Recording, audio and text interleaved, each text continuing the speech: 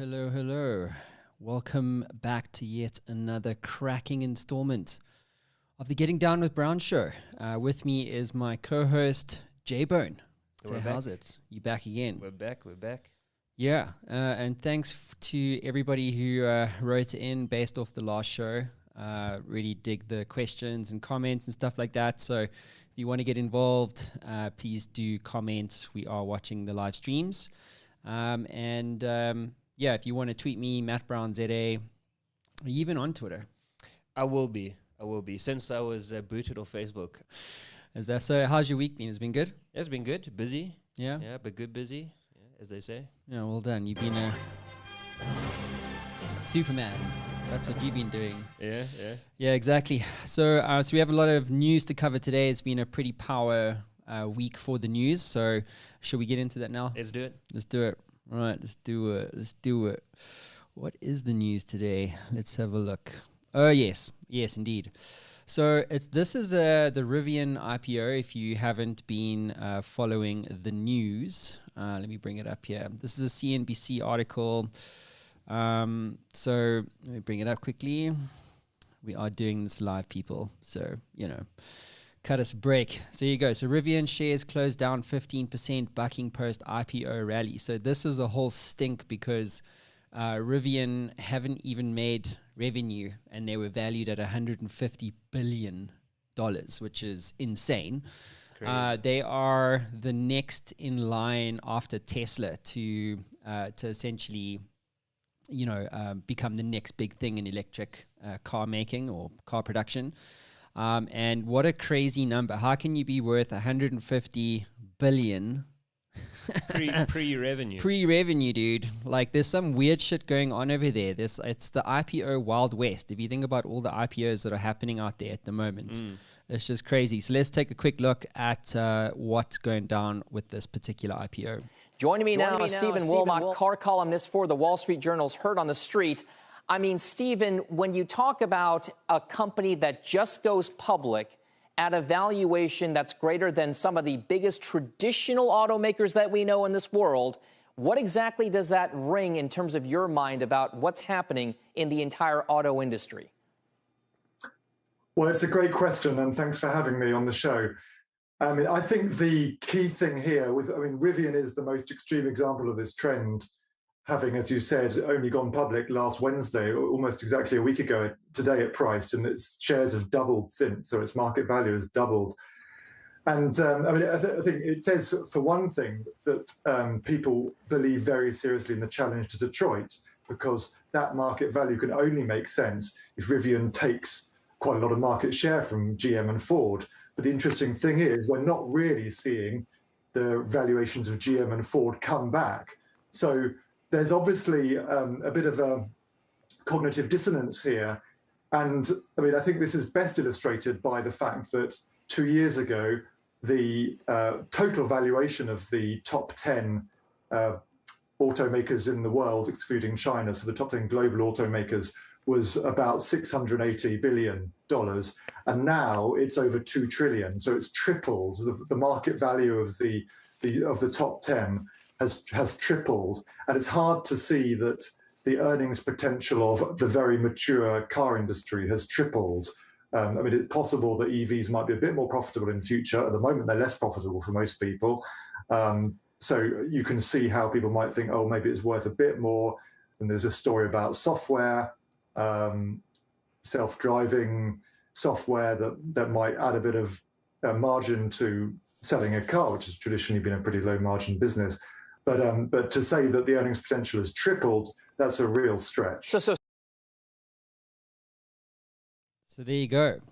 Earnings, the value of car makers, what is it? Rivian, Tesla has tripled, right? So that's insane. So basically, how can Rivian be the third largest car manufacturer with pre-revenue? It's crazy. It's honestly crazy. They're only after Tesla and Toyota. I think there are a couple things, though. So he mentioned in that clip that you can only really justify it if you can see them taking business away from the likes of Ford. And if you look at Rivian, their flagship vehicle is a pickup truck. And the most popular vehicle in the US is the F-150, something like that, and followed by an additional 2 pickups. The top 3 vehicles in the US in terms of sales are pickups.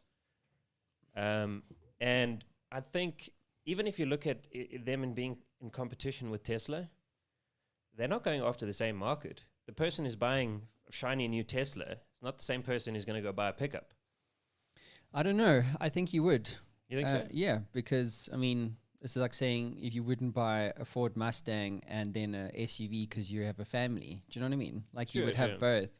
I don't know. I would buy both. And I think it's like, why did they buy the Prius? All those people back in the day. Yeah, to say that you have a Prius. I'm environmental. Yeah, exactly. I'm sustainable, dude. Yeah. You know what I mean? I'm off the grid.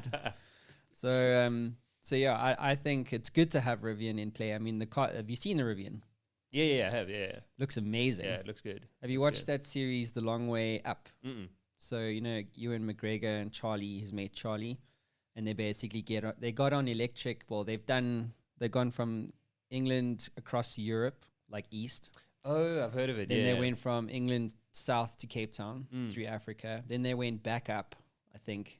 And then, no, they didn't go back up again. They just went down. And then this time, the last time they went it was all about electric vehicles, basically. So they said, is it possible to go from like the southern tip of South America all the way to like LA on electric bikes, which had never been done before. Yeah. And even the support vehicles had to be electric. So there was like a 0 carbon footprint sort of, goal here for this whole thing. So Rivian actually built a truck for them for this trip in 2 weeks and gave it to them to basically run all the way up, along the trip. So, and then the bikes were provided by Harley Davidson. Can you believe that? Crazy. What? Mm-hmm. So Harley Davidson also built these bikes especially for a trip like this, because when you're on a trip like that, it's not like plugging into like a proper, like if you go to Santon, you plug your car into like a proper charging station like you would in the US or Europe. So in South America, there was no power infrastructure. So Rivian built infrastructure along the way for their cars. Yeah. But the bikes, because they were not always with the support vehicles, they had to have their bikes customized so that they could plug it into a wall socket of a house and charge their BMWs there. Insane. So I mean, they did it, right? Yeah. And that was the amazing thing. So going back to this whole Rivian news story, I think what Rivian have done, I would say that it's difficult to really value a business, because right now it's just the story. Yeah, it is. If Tesla's gone from where they have to being the richest car maker in the world, and you're saying that you can also build equivalent cars that look great, you've sold 50, and you produce these things, you have a product, maybe it is worth. Maybe. It's also, and I know we spoke about this a little bit in a show last week, is sentiment. And fear of missing out. If I'd put in $1,000 into Tesla 5 years ago, it'd be worth $30,000 today. So I'd have 30x my money in 5 years. So, I don't want to miss out on that again. Next new kid on the block, electric vehicles, EVs. I'm going to get in now because I want a 30x. I missed out on Tesla. Okay, so you have $100,000. Are you in or out? Oh, no, I wouldn't touch it. What? No, I wouldn't touch it now. What? Not now. It's too much. There's too much if stuff you had the choice to be part of the IPO. So okay, for sure, you have $1 million. So you have to put $1 million in. Yeah, it's worth a gamble for sure. I actually think as an investor, so selling my businesses and stuff. So as an investor, I would basically get in on any IPO I can at the moment, because it's always the same story. So stories obviously drive the valuation, right? So, but every IPO I've seen, and if you look at all the IPOs that have happened recently, Monday, there's like bazillions of them. It's like there's more companies have listed or carried out an IPO, tech companies, car companies in the last year than in like the previous 5. So it's wild, wild west of IPOs. And every single time if the share price, for argument's sake, is $10, the moment it lists at $10, you have the investment bankers basically then pumping retail investors and saying, get in now. And that's what drives the price. So if you can get in at an institutional level with an IPO, you will make money, like guaranteed. That's what they do. That's what investment banks do. I mean, like if you like Uber, for example, right? What did they? I don't know what they listed at, and people in the chat on the channels can call me out on this, but I'm pretty sure that the Uber share price is less than what the company listed at. Now, yeah, I could be wrong. Chat can call me out on this. Why do you say that? Because I invested early. And I'm pretty sure last time I looked at my portfolio, well, there you go. Was heavily down. So I'm looking at it now. So let me bring this up on screen for everybody. So there you go. Uber's share price currently $45. So when this is now the max view. So they 2019. Is that when they listed? Yeah, they listed fairly recently. Yeah. Oh really? So 2019 listed at $41. It's now $45. Okay. Yeah, I was called out. Well, Yeah. Yeah, you've been called out by me. Yeah. Take that. I'm taking it. Take it, dude. All right, cool. So we smashed some more news here. Yeah, let's go for it. So the next one we wanted to share with you guys is this one, which is from Jeff Bezos. He's seemingly always in the news for the wrong reasons these days. But this is on independent.co.uk. Mav, the producer, shared this with us. So Jeff Bezos predicts people will one day be born in space and visit Earth the way you visit Yellowstone National Park. So, what are your first thoughts on that? Lots of stuff happening in space at the moment. Blue Origin, SpaceX. Yeah, I mean, privatization. It's so weird that that you brought up this news article, because I read something this week about there's actually oxygen on the moon. It's just all in rock in different forms. If you can harness it, you could support like 80 million people for 100 years or something ridiculous like that. What? Yeah. How do you have oxygen in rocks? Dude? Crazy. I know. It's insane. I don't understand the science behind it. I'm not a scientist. But yeah, I mean, there's so many things that are around today, and we live in such a different way to even 20 years ago. Some of the stuff just seems crazy. Stupid example is dial-up internet. You remember dial-up internet? I wish we had the sound clip of it. Should we get it? Yeah. Sound clip for dial-up internet. A nostalgic moment here for the viewers. That's just showing your age, dude. Dial-up internet sound. I will always be younger than you. That's one thing that will be certain, right? Here it comes.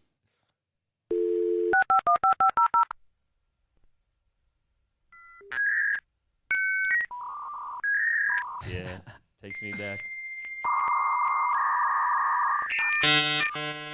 Yeah. Woohoo! Sounds like a cat being strangled. One song would take you 6 hours to download off the internet. Napster was a real lust to have back then. Yeah. You know what I mean? It's fuck. Yeah. You have to be careful about which songs you want to download. Right. Now it's let me download the internet. And then your mother would jump on and be like, I need to make a phone call, get off the internet. Yeah, exactly. I remember that. Yeah. Do you remember those old phones where it was the dialer? Yeah. So I remember you could hack the dial tone. So for instance, what you could do was basically take the receiver and tap it. So if you wanted to dial a 2, you hit the receiver twice, and 8 would be 8 times, and you could make phone calls even when my mom locked the phone. And she couldn't understand why the phone bill was still so high after she locked the phone. That's amazing. Analog hacking. It's cool. I know, right? So this news thing, this with Jeff Bezos, I think this for me is the sign of a future class system. Yeah. You can have interesting people who are on Earth and people who are super rich. It's not even.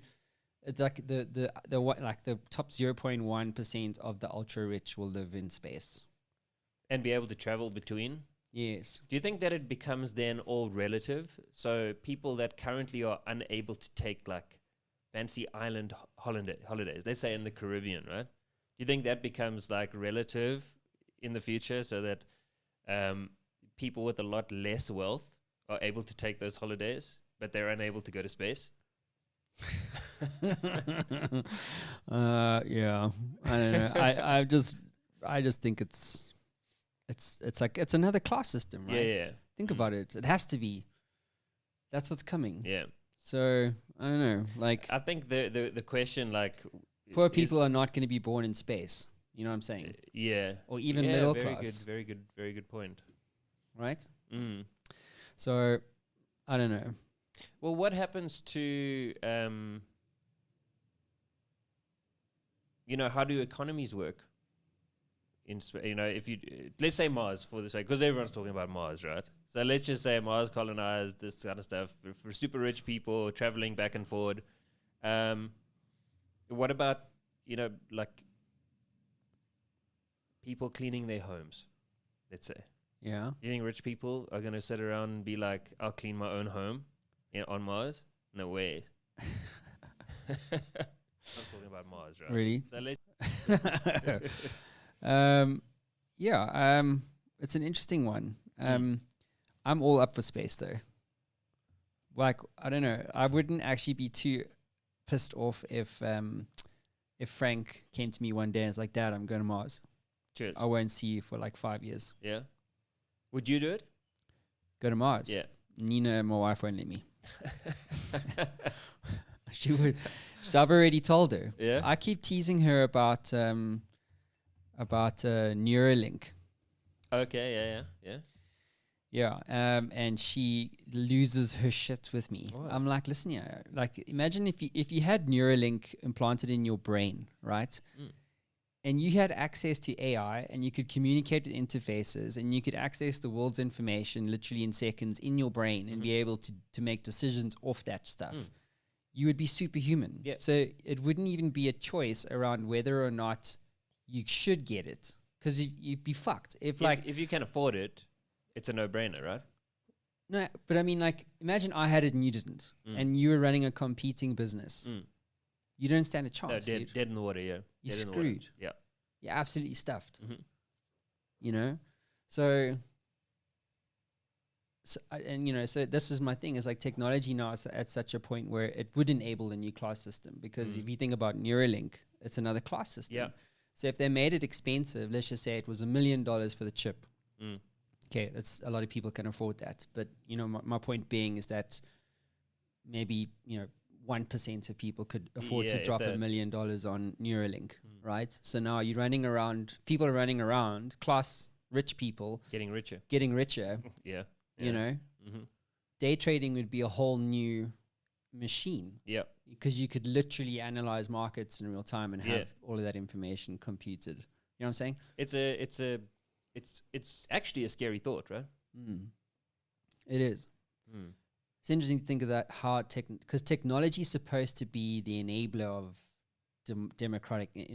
democratic access to things, information. Do you know what I'm saying? Yeah. And there are a lot of innovations that really, when you think about it, are the opposite. Yeah, so technology's made some things defunct. So like education. So education was all about getting access to information. Still is. But now we have smartphones and the internet, so I can get access to any information I want literally within seconds. So education, the way that it is now, is largely irrelevant, right? Yeah. So in some sense, it's made the old traditional ways of doing things, the industrial age thinking, irrelevant. But now on the other side, it's like it can enable true class. Yeah. Like if Elon was like, no, Neuralink's only for billionaires. You know what I'm saying? Which should, in all likelihood, would be, right? Yeah. Yeah. Especially up front. I mean, if you think about Tesla's, the Roadster, how expensive that was. Yeah. And then over time it becomes cheaper. So inevitably only the rich can afford access to the best anything. Yeah. And then only later, much, much later, right, does the man in the street get access to that tech. What's the effect of that? Is it just a delay on?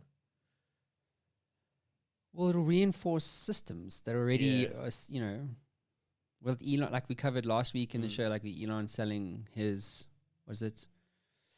shares in Tesla, $5 billion, because, of that tax. Well, I guess, if you look at Neuralink. Unrealized gains.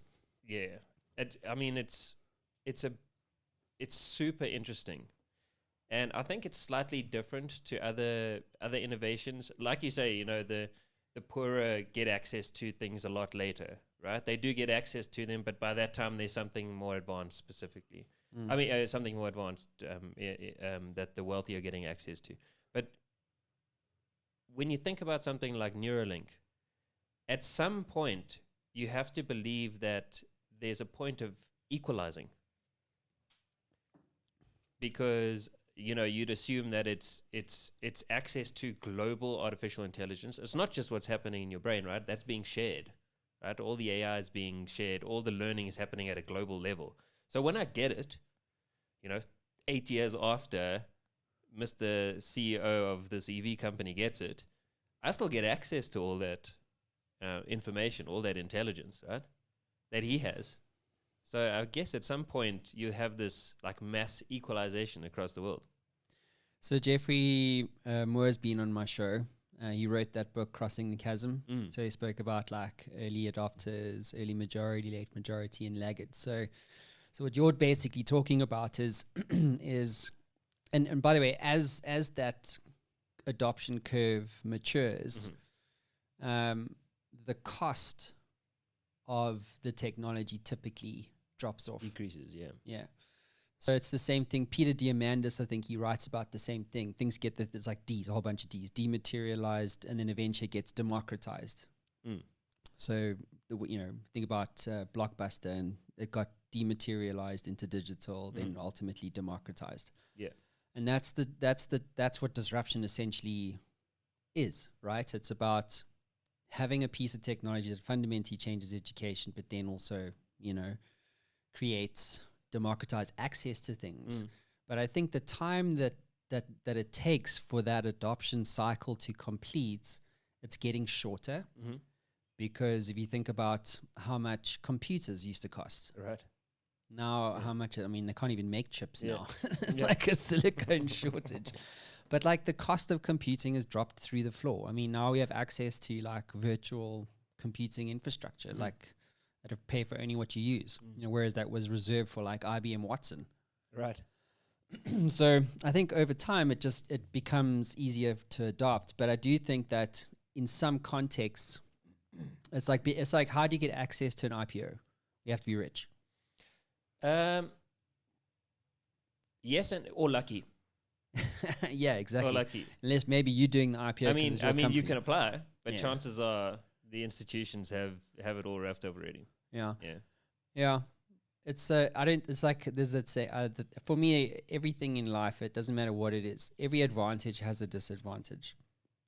So at Neuralink, advantage, disadvantage equals this. It's like yin and yang. It's like good and bad. There's a truism of the universe that we live in. There's certain sets of rules that basically determine these principles,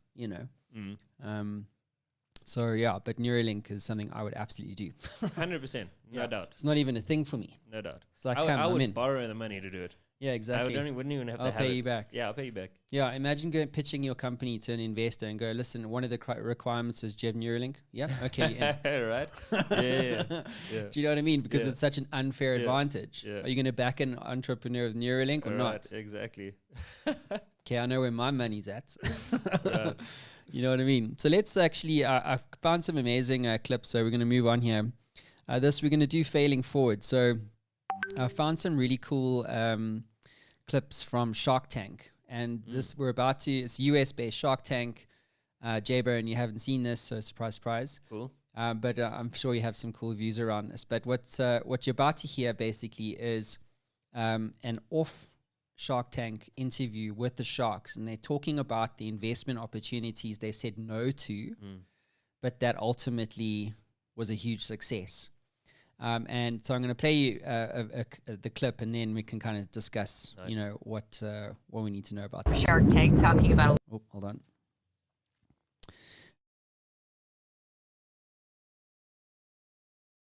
Shark Tank talking about a lot of the big hits. Now it's time to talk about the companies that you missed. Regret. The regrets, the things you wished you'd invested It always in. comes to this. We wouldn't admit it.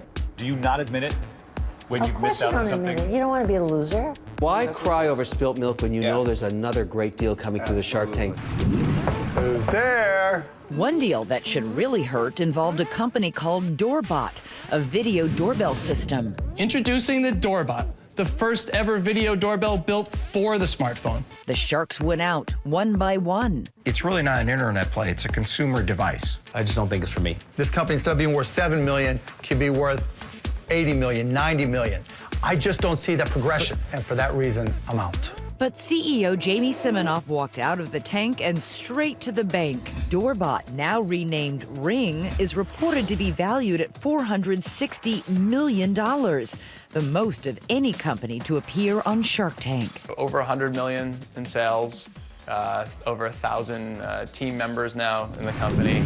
Coming from where we were at in the garage. This is the garage. It's a two-car office. It has been a crazy, beyond crazy ride. One of the quote-unquote misses of Shark Tank was Copa Divino. And A miss? a miss in the sense that he made a huge Oh, I'll believe it when I see it. Groans from the sharks because Copa Divino and its owner, James Martin, is probably the most infamous entrepreneur ever to enter the tank. America's first premium wine by the glass. His product, a single-serve cup of wine, was a hit with the sharks. Wow. That's never been done in wine before, and I grant him that was a good move. I really like your patent. His personality, not so much. You could feel the antipathy through the TV set, guys. Oh, yeah, it was... You guys didn't like him. But we didn't respect him either. You guys all try to get into the I'm deal. in the wine business. The problem with him, he tried to sell me on a winery. That is a bad business. the first time. And when the sharks began to circle, Why are we even in the wine business? Why aren't we licensing this to all the wineries? Martin began to sweat. He was sweating. Oh, yeah, that was the best part. I'll buy 51% of it for $600,000. Martin rejected the offer, angering all the sharks. I am going to go buy a $1,000 bottle of wine tonight, and I'm going to drink it because I'm weeping for the opportunity lost. This was your moment. You turn around, it's gone. But in a Shark Tank first, Martin returned the following year, this time uncorking some juicy sales figures. We went from 600,000 in sales to 5 million in sales in 1 year. I was right. We were building a brand. And ready to rub the sharks' noses in it. I'm back. Are you kidding me? Thought we kicked you to the curb. James, you're still dead to me. I had a hate for Kevin O'Leary at a level that wasn't healthy at all. And my opportunity to come back was also my chance to get the last word in and say, look, you blew it, but I'm also gracious enough to give you a second chance. With your investment, we'll drink these together and we'll toast to the millions we'll continue to roll in. You've tortured me so long, I'm going to put an offer out anyways. The second time he came on, he stood out there, and he knew we all were interested, and he was trying to be too cool, too smart. It's $1 million bottle of wine. He was up there thinking he's the man. Instead of just taking the deal, Martin kept taking sips of his wine, playing coy. It was a lot of money. We were negotiating, and he's like, I'm going to take a sip. And what did I do? I'm out, right? I don't need you that much. You screwed around. You're playing games, and there's nothing I hate more than playing games. And you came in and created drama. I'm really out. You just came here to waste our time. I think we all know the Sharks blew it and missed out on the biggest opportunity they ever had, which was me. But with Copa Divino, nobody regrets that you didn't get in on that. No regrets. Can you imagine dealing with him on an ongoing basis? He would ruin our lives, our happy lives. To date, Copa Divino says it has sold 38 million cups of wine in places ranging from convenience stores to Madison Square Garden, reportedly earning $12 million a year. Cheers. I didn't need the Sharks. They needed me. The Sharks needed me. They needed a really, really successful brand that went everywhere, and they didn't get it because they got greedy. I think in the second one, he forgot his place. He is not the shark. We're the sharks. Wow. Hey, how epic is that? God, the arrogance. The hey? egos. Yo! The egos. It's the battle of the egos, dude. That's all that was. That second, that Copa Divino, and that was just all about ego. Yeah, Nothing exactly. else. Money was... Basically, the Sharks went, fuck you. And he Pretty came much. back a bit later going, fuck you. That's crazy. Oh, my word. I even forgotten, what is the first one we saw? That was so entertaining. I forgot. Yeah, exactly. The first one was, I don't even remember. I just got wine on the brain. I feel like I had thoughts on the first one. Yeah. Oh, the doorbell thing. The thing. doorbell. Yeah, that's crazy. When I first saw the image Yeah. on Shark Tank, I was like, that couldn't have, like, really? That took off? And then I saw it as Ring. That's all over here locally. Like, it's all over the biggest online retailer. Take a lot. Ring doorbell. It's also it's all over the shelves of the largest Apple reseller here locally, iStore. Like, I wonder how much that is.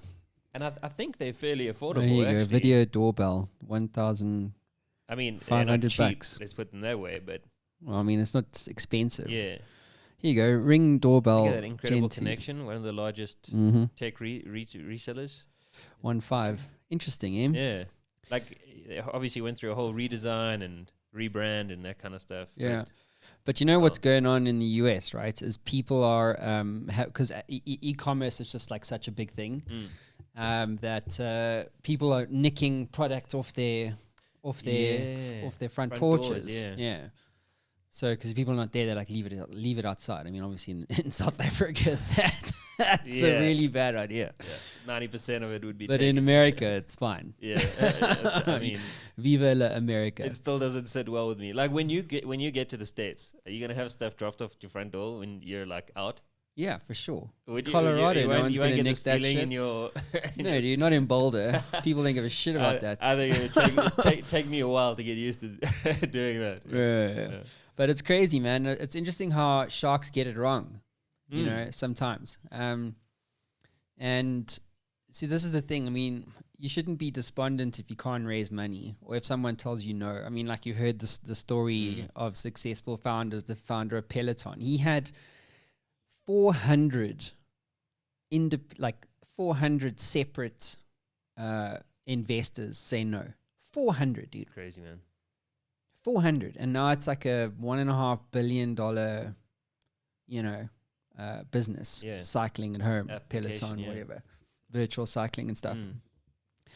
And yeah, it's such an interesting paradigm, right? That relationship between an investor and what you have. You know what I'm saying? Yeah. Like in some cases, they're right. Obviously, like there was one Australian group called like Beer Pal. It was an app that basically connected you on a map, kind of like Uber Eats, but on a map to like beers at a discount. Oh. And then they pitched and the app didn't work. And then the one guy's like, yeah, but this is retail's driven by margin. Now you want to basically get them to like give you more margin. Like you guys don't know what you're talking about, So sometimes things aren't thought through properly. But in many cases, like the pitch is sound, and it's good. I mean, the guy was a bit arrogant, the wine guy at the end. Yeah. But he had a patent. Did he patent wine by the glass? Because that's huge. That is huge. It's like licensed. It's like a license to print money. Yeah, I mean it's the equivalent of patenting wine bottles. Yes. Right. Yeah. No, it's nuts. It's crazy. Yeah.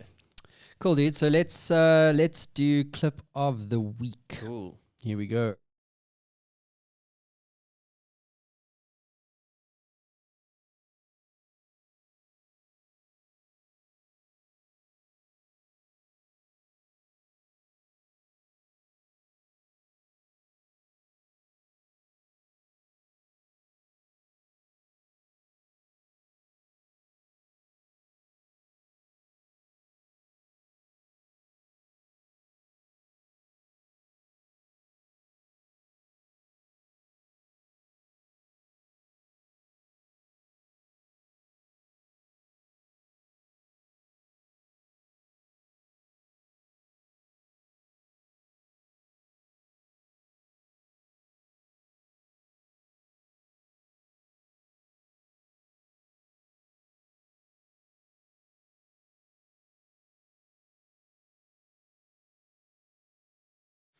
Oh, I love that man. David Goggins, if you haven't read his book, Can't Hurt Me, highly recommend getting into that.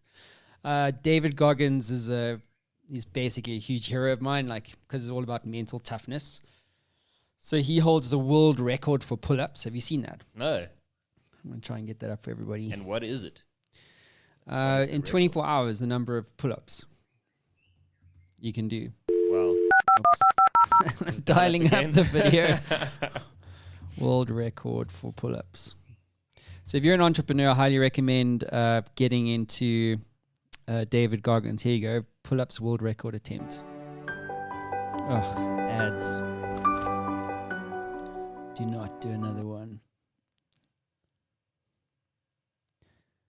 So here we go. Share it for you guys. So he's a former Navy SEAL. He's the only guy to do 3 Hell Weeks.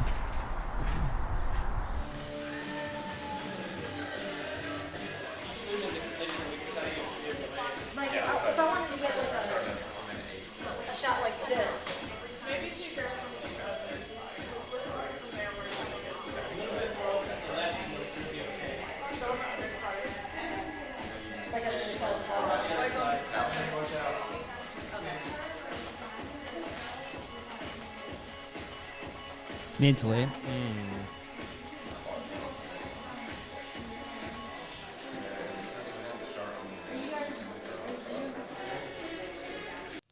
So basically, he did 4,020 pull-ups in 24 hours. Insane.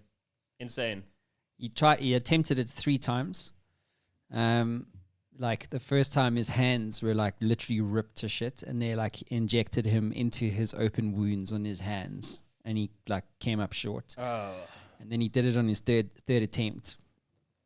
But like what I love about him, it's like what he was saying around in that video about helping yourself. You know, no one's going to fix your business for you. You know, and I put this tweet out the other day. It's like, if in your business, if you do the things that are hard, running your business will be easy. But if you just do the things that are easy in your business, running your business will always be hard. Yeah, I love that tweet you put out. Yeah, that was there's the very yin cool. and the yang, right? The Yeah. advantage and the Yeah. disadvantage in everything. Yeah. You know, and it's something I think all entrepreneurs can really do more of, is doing the hard stuff.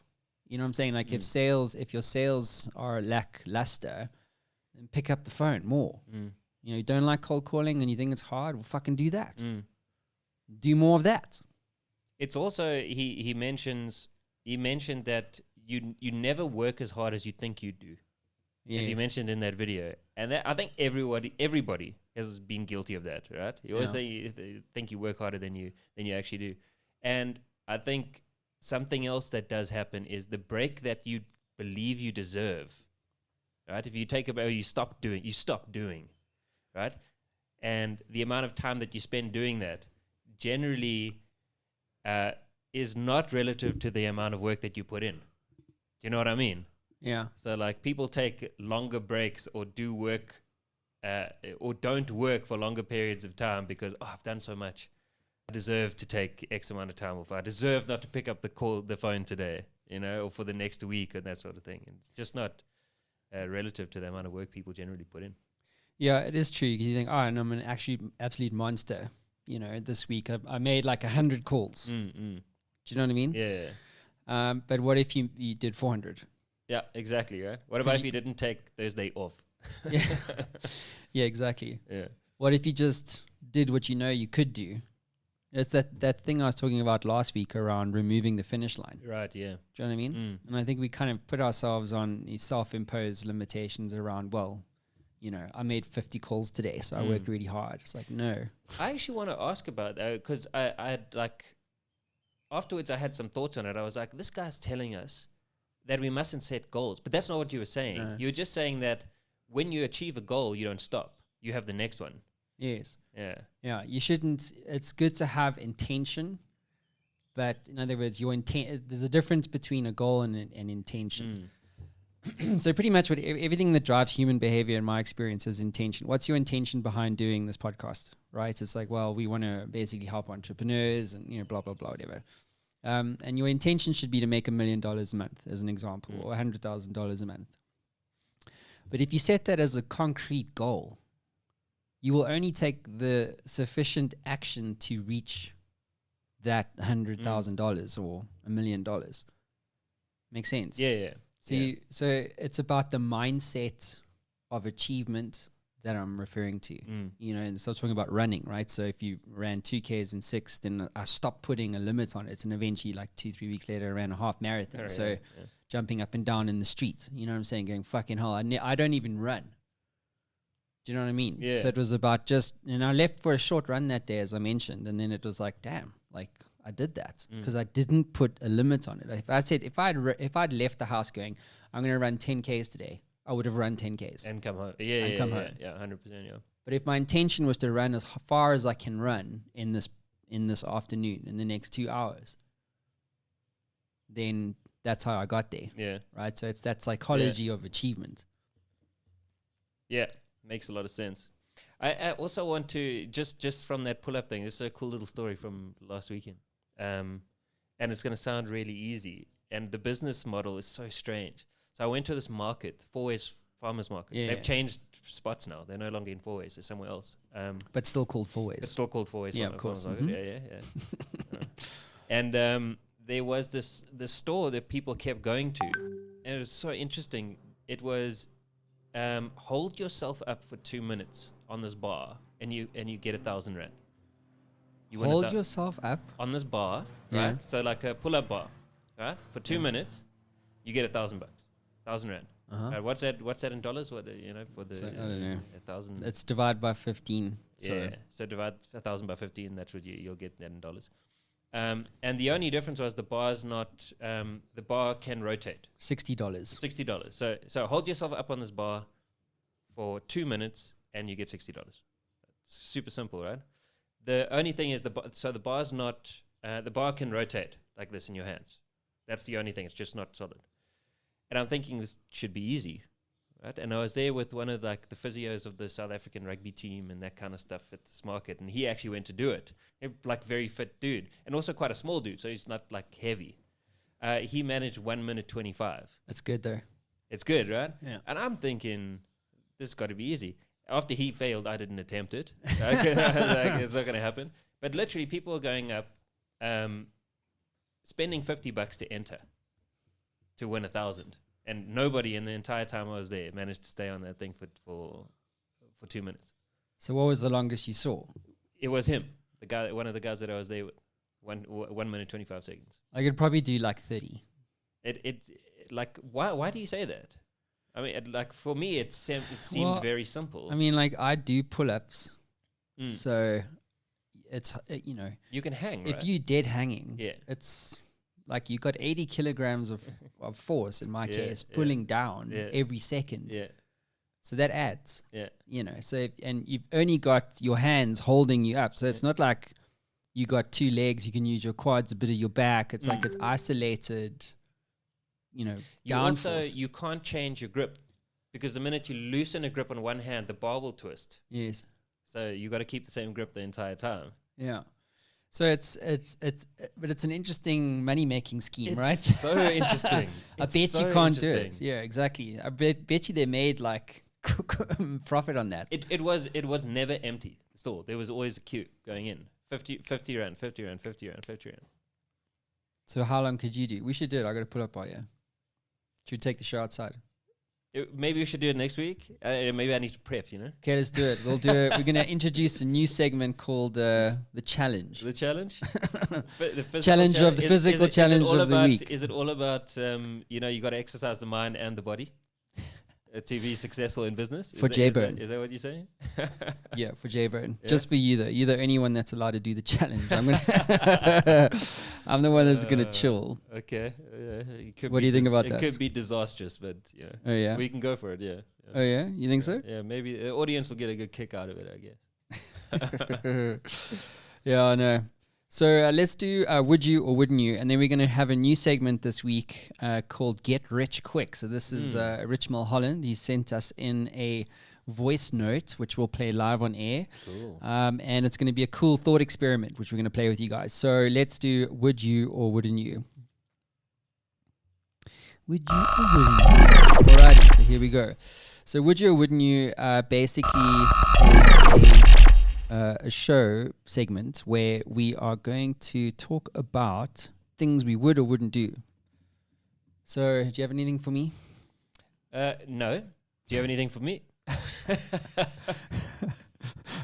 This is the worst planned show in the world. Yeah, let me see, I even got the sound to work on that one. Nice. So J-Bone, let's see. So last week we were talking about how much is enough.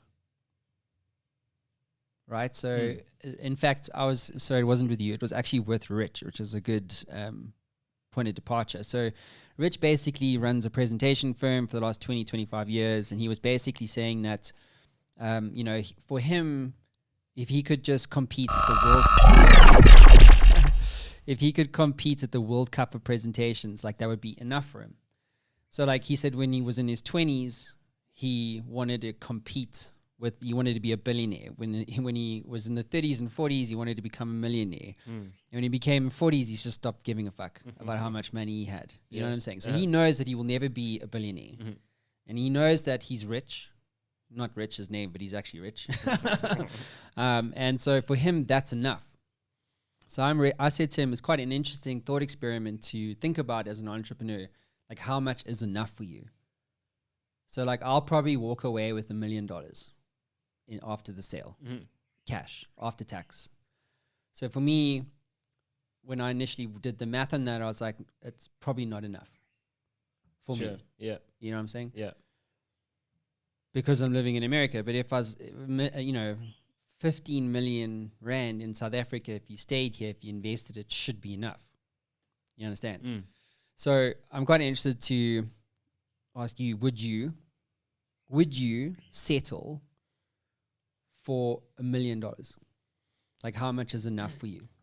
So the question for me is, that question always has to be answered at a specific point in time, because it'll change, always.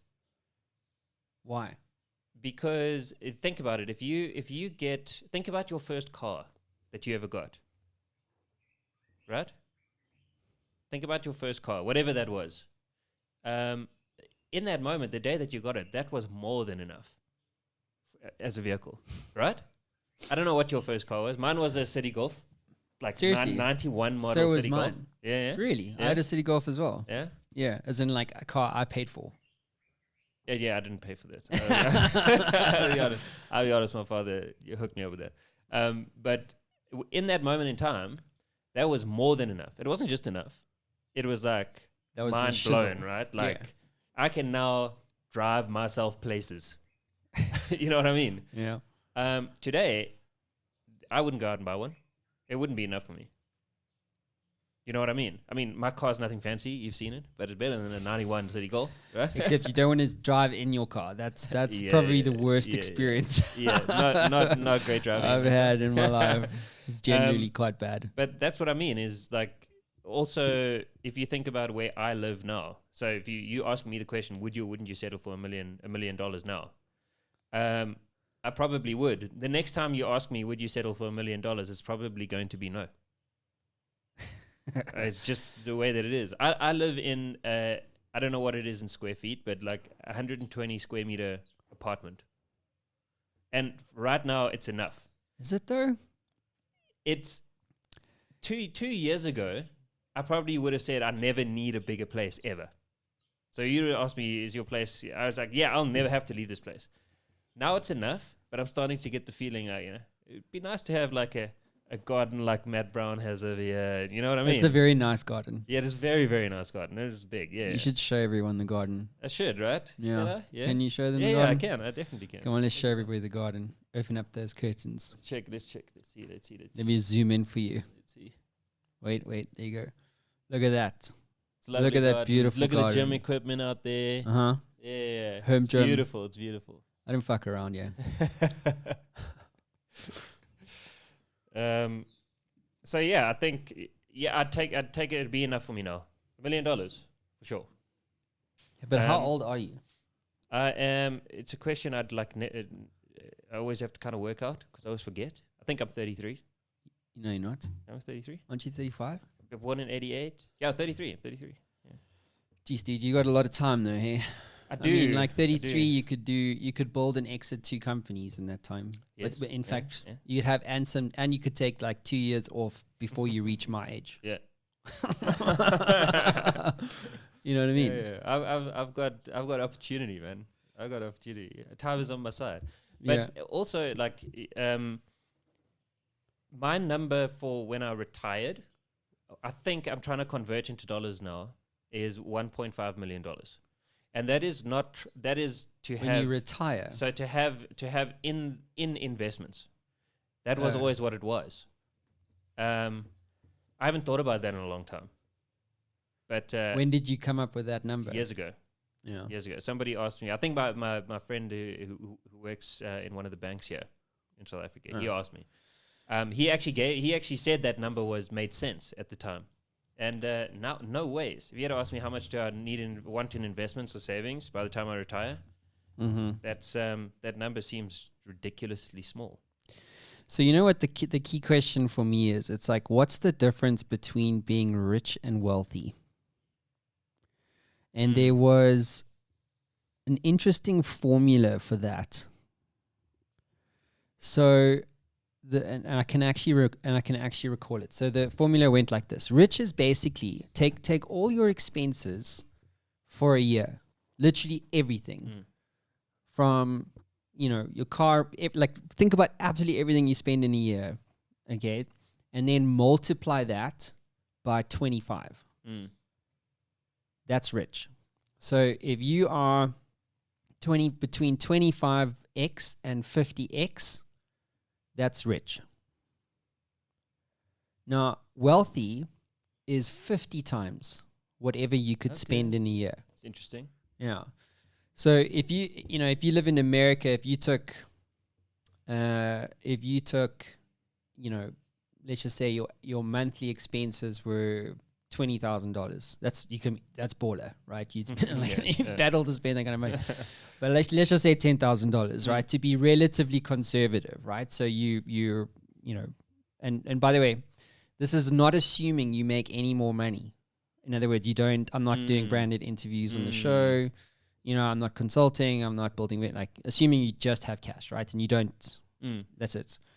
So $10,000, $120,000. Multiply that by 120,000 multiplied by 25 would get you to $3 million. Is that right? $3 million. Yeah. Yeah. So that's rich. So if I was living in the US, it'd be $3 million. That's rich. But I'm not wealthy. I'm not like, I don't have to work again. Yeah. It's a weird thing to think about, right? Obviously, you're making money to offset your expenses. But $3 million is the number then, right? And if I wanted to be wealthy, I would then need to multiply that by. So that's $6 million. So I actually think the number is closer to 10. If you're living in America, your number should be around about $10 million. And the reason I also say that is because I've got 2 young kids. So tertiary education in the US, let's work this out. Tertiary education in USA. Oh, wait, cost. So if you went to a private school. If you went to a private school, like Harvard, now assuming Ray or something like that, wants to do like a PhD or something, you're looking at like $1 million per child. $1 million per child? Per child, dude. Is that from like first entry into schooling to finishing a tertiary PhD? only? Tertiary only. Schooling's free, man, in the US. If you live in Texas, schooling is free. Colorado, it's free. Depending on which, it's only private schools. So that whole student debt problem is basically, it's from, you go to like Stanford. Yeah. Okay, cool. Well, cough up $1 million. That's how much it goes. So I'm looking at those numbers and going, $1 million is nowhere near enough. Yeah. And you've had to pay for primary and secondary education. Or you would if you got to that point. However long your kids stay in South African schools, right? Yes. So you're getting hit twice. Yeah. Yeah. So Amy's messaging me. What do you want, Amy? I know you're watching live. What do you want? We're trying to run a show here. Yeah, so like $1 million is not enough. So I think I would have to build and exit 1 to 2 more companies to get to 10 million. Well, that's the question, right? $1 million is enough for something. $1 million works. $1 million will work for you. Yeah. Right? Yeah. It's just for how long? Not very long. Not very long. Right? I mean, what would you get off that? 10% a year if you invested that? Well, I reckon. So that's $90,000 in free cash. Yeah. Passive income. I mean, it can work for you. It will give you runway to build something else that you can exit. Does that make sense? Yeah, it would. Yeah. It'll give you a in my mind, actually pretty decent runway. Yeah, but you don't want to be, let me take half of that and throw it. I mean, a developer costs $150,000 a year. Yeah, true. So, you know what I mean? Yeah. Like, yeah. No, it's really not enough. Yeah. You know? So, this is why people raise money. That's why people raise money. Yeah. Mm-hmm. It's true. Where every time you think something is enough, generally turns out not to be.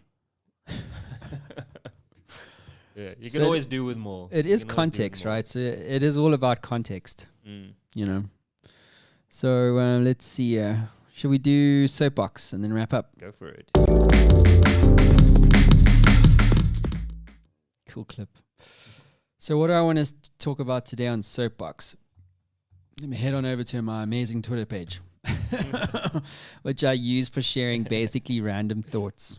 Pull up a tweet. Well, what is one that resonated with you? Because you see my Twitter now and then. Well, you've already used it today. Thank you. Yeah, and you remember the one. Well, that was the one that resonated with me the most. Was if you do the stuff that's hard, running a business is easy, and if you only do the stuff that's easy, running a business will be hard. That one really stuck with me. Yeah. Mm-hmm. So how about this one? So if you want to follow me on Twitter, it's @MattBrownZA. So this one I put out earlier this week. And it says, accept the failure of a business for what it is, just the failure of a business. Forgive yourself and move on. So, so this is a really important one for me because, people are so associated with their businesses, they think their identity is their business. So if the business fails, they think they failed. And it's a very important lesson to realize that when a business fails, it's just the business. You are not your business. It's just the business. It died. So what? So forgive yourself and move on.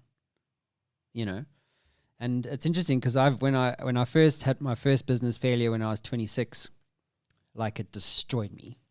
You know, like I have no self-worth, useless, failure, you know, I'm never going to build a successful business, like jumped on that train in a major way for like years. And it wasn't until like I interviewed Alan Reyes and he basically said to me straight, he was like, yo, you know, he told me the story basically of his first investor. It was Jonathan Baird, who's still his investor today. So Jonathan is like ultra rich. Like he would be the guy born in space. You know, like his whole generation, you know, he was invested in Monday as well, which just listed. He owns like most of the property in Amsterdam. Like he's stupid, like it's next level shit. And he backed Alan for a business down in Durban. It was like the New York sausage factory or some shit like that. And basically, long story short, he was warned. He said, you know, business isn't going to work. And eventually they ran out of cash. The business failed. And so you're sitting there across the table from Jonathan and says, listen, if it takes, you know, me 10 years, I'll pay you back every cent, you know. Like that. And he got up to leave. And Jonathan like slammed his hand on the table. You know, like bang. He's like, sit down. And he like sits down. And he says, did I back you or did I back the business? He says, no, you backed me. And he goes, yes, exactly. So he says, the only time you're going to fail is if you walk out that door. And so when I heard that story, I was like, damn, you know, like that's actually true. You know, businesses fail all the time. It doesn't define you, you know, and that's the thing also. It's like business, you know, you get two types of entrepreneurs, like those who are going to let failure define them and those who are going to say, okay, cool. What can I learn from this and how can I use this experience to push me forward? You know, and it's all about mindset. And this is why I love David Goggins so much, because it's like, you know, he talks to the type of mindset that I know that I try and foster so that I can get through hell, because it is hell. You know, entrepreneurship's not for everyone. It really isn't. You know, some people can't hack it. They're just not strong enough, you know. So, yeah, it's not, as the businesses die all the time. I mean, we killed Fire Sale Hardware. Yeah, we did, yeah. I didn't cry about that for like a second. I was like, cool, it's dead. Move on. Yeah. You know, another failure I don't have to give a shit about. Yeah, right. You know what I mean? It is. I mean, there's so many things that, I mean, your ego comes into play, right? Your imagination can start to run wild.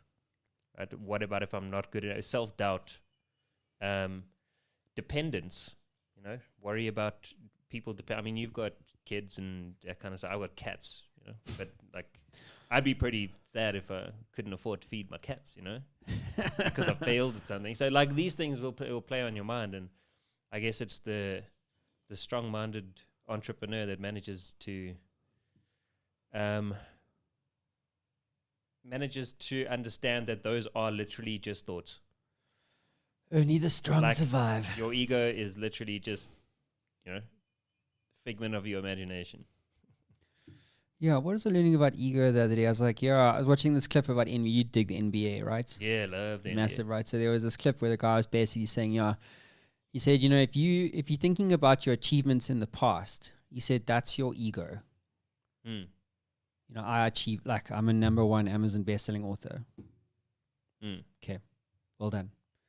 But he said, if you project forward as like, you know, I'm going to be a billionaire one day, he said, that's your pride.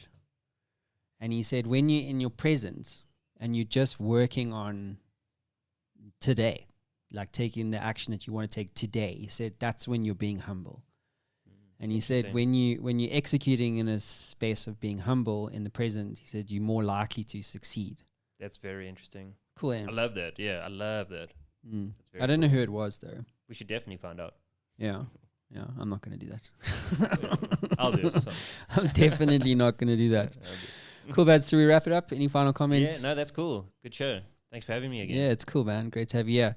So thanks for tuning in, guys. Thanks for all the comments online. And this is Matt and J-Bone signing out. We'll see you again soon on the Getting Down with Brown show right here on the Matt Brown Show. That's it. That's got quite a mouthful. Later, guys. Speak to you soon.